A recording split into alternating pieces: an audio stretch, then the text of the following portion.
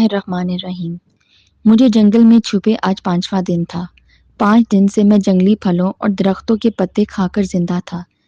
ویسے میری جیب میں نوٹوں کی ایک گڈی بھی تھی، مگر اس جنگل بیابان میں وہ روپے میرے لیے ردی کاغذوں کاس کی ایک ڈھیر کی طرح تھے۔ خردرو جھاڑیوں میں چھپے ایک بڑے درخت کے کھوکھلے تنے کو میں نے اپنا ٹھکانہ بنا لیا تھا۔ سخت زمین پر نرم شاخوں اور پتوں کو بچھا کر بستر سا بنا لیا تھا، جہاں میں چھپا رہتا۔ جب بھوک لگتی تو باہر نکلتا، ذرا کھٹکا ہوتا تو بھاگ کر اپنی پناہ گاہ میں چھپ جاتا۔ 5 دن پہلے رونما ہونے والا وہ خوفناک واقعہ بار بار میری آنکھوں کے سامنے ابھرتا، جب میرے ہاتھوں ایک انسان کا قتل ہو گیا تھا۔ وہ ایک روشن صبح تھی، جب جان پہچان کا ایک شخص میرے پاس آیا اور درخواست کی کہ میں اس کے ساتھ چلوں۔ اس نے بتایا کہ ایک لفنگا اسے تنگ کرتا ہے اور اس سے رقم مانگتا ہے۔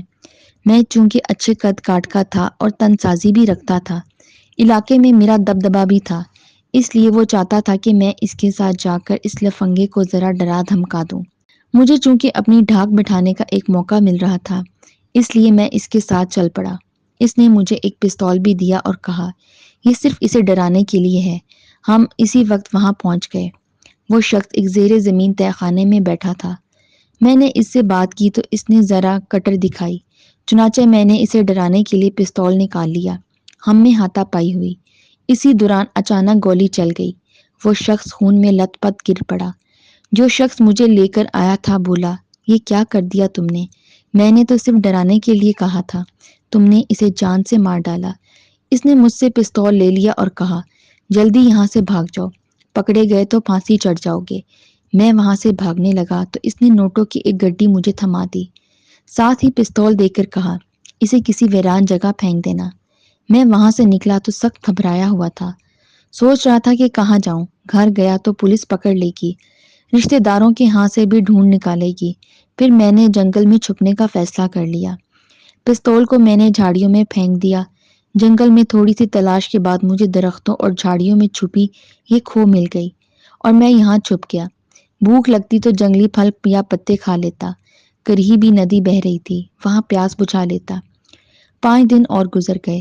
ان 10 دنوں میں مجھے کوئی انسانی شکل نظر نہ آئی تھی۔ تنہائی کاٹنے کو دوڑتی، جرم کا احساس الگ جان کھاتا، ہر وقت پکڑے جانے کا ڈر سا لگا رہتا۔ اتفاق سے ابھی کسی بڑے درندے سے میرا سامنا نہیں ہوا تھا۔ یہ حادثہ بھی ایک دن سامنے آ ہی گیا۔ میں اپنی پناہ گاہ میں بیٹھا تھا کہ ایک سیاہ چیز کو ادھر آتے دیکھا۔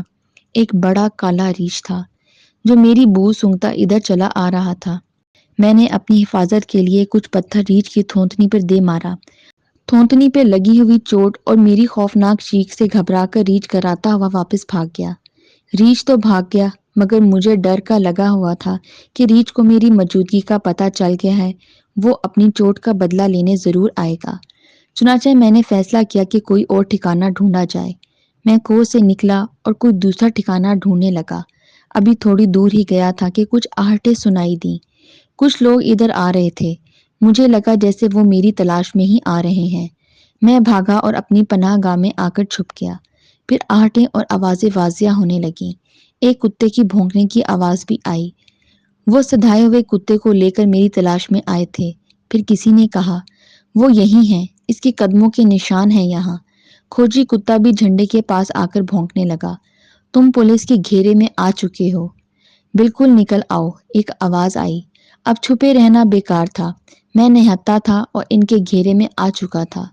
میں رینگتا ہوا کور سے باہر نکل آیا۔ آؤ آؤ، پولیس کی وردی پہنے ایک افسر نے نرمی سے کہا۔ کتے کے علاوہ وہ 4 آدمی تھے۔ مجھے گھیرے میں لے کر وہ چل پڑے۔ میرا اسے جان سے مارنے کا کوئی ارادہ نہیں تھا۔ گولی اتفاقاً چل گئی۔ میں نے اپنی صفائی میں کہا۔ پولیس انسپکٹر نے میری طرف دیکھا اور کہا، کچھ فکر نہ کرو، اصل مجرم گرفتار ہو چکا ہے اور اس نے اقرار جرم کر لیا ہے۔ لیکن پستول تو میرے ہاتھ میں تھا۔ میں نے حیرت سے کہا، ایک پستول مجرم کے پاس بھی تھا۔ جب تمہاری مقتول سے ہاتھا پائی ہوئی تو اس نے پیچھے سے اسے گولی مار دی۔ اس کی مقتول سے دشمنی تھی، اس نے سازش کی اور تمہیں ساتھ میں لایا تھا تاکہ اپنا جرم تمہارے سر تھوپ دے۔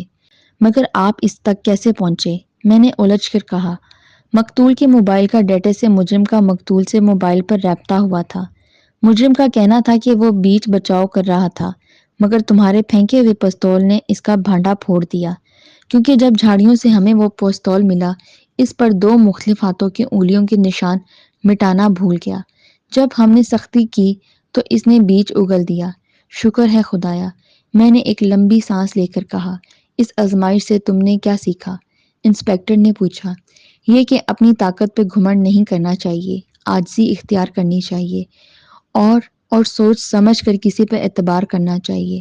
انسپکٹر نے بات مکمل کر دی۔